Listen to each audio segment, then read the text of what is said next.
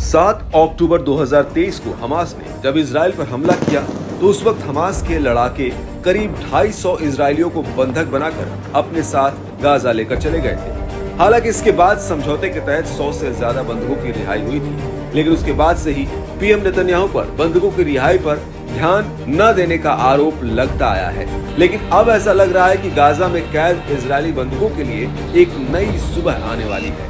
वो इसलिए क्योंकि इजरायली अधिकारियों का कहना है कि बंधकों की रिहाई को लेकर हमास के साथ साथ उसकी बातचीत अंतिम चरण में पहुंच चुकी है।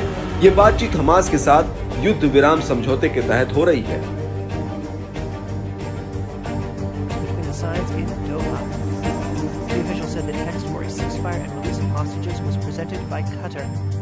और इसके बदले में हमास इजरायली बंधकों को रिहा करेगा जो पिछले 15 महीने से गाजा में कैद में हैं।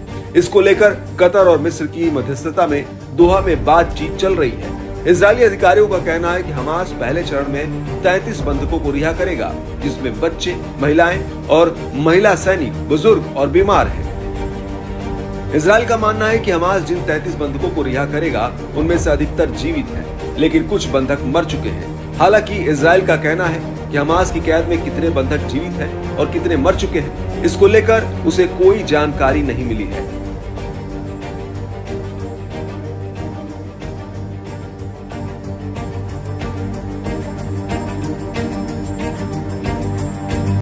इजरायली अधिकारियों का कहना है कि अगर हमास के साथ पहले चरण का समझौता कामयाब रहा तो वो इसके 16वें दिन दूसरे चरण में बंधकों की रिहाई के लिए हमास से बातचीत करेंगे, जिसमें बचे हुए पुरुष, सैनिक और सेना में भर्ती लायक हुए युवाओं या पुरुषों की रिहाई पर बात होगी।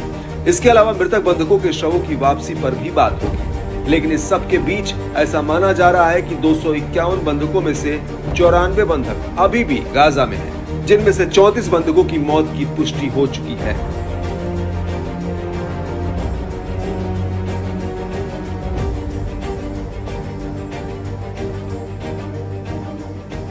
इस सब के बीच आपको यह भी बता दें कि अमेरिका के राष्ट्रपति बंधकों की रिहाई को लेकर एक बहुत बड़ा बयान दिया है।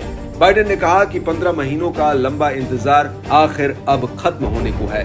अपने इसी बयान में बाइडेन ने आगे कहा कि जिस समझौते का मसौदा हमने तैयार किया उससे बंधकों की रिहाई होगी, युद्ध रुकेगा, इजराइल को सुरक्षा मिलेगी और अमेरिका को फिलिस्तीनियों के लिए मदद बढ़ाने में मदद मिलेगी, जिन्होंने हमास द्वारा शुरू किए गए इस युद्ध में बहुत कष्ट सहा है।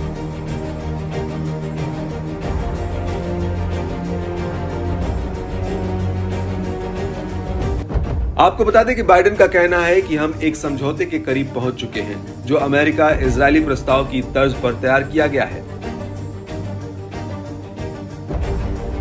बाइडेन का कहना है कि मैंने पब्लिक सर्विस में अपने कई वर्षों की सेवा से सीखा है, कभी भी हार नहीं माननी चाहिए। इस सब के बीच आपको ये भी बता दें कि हमास और इजराइल पर युद्ध विराम समझौता करने का काफी दबाव है, क्योंकि डोनाल्ड ट्रंप को 20 जनवरी 2024 को अमेरिका के राष्ट्रपति पद की शपथ लेनी है और उन्होंने पहले ही कह दिया है कि अगर उनकी व्हाइट हाउस में वापसी से पहले हमास ने बंधकों को नहीं छोड़ा तो वो मिडिल ईस्ट में तबाही ला देंगे।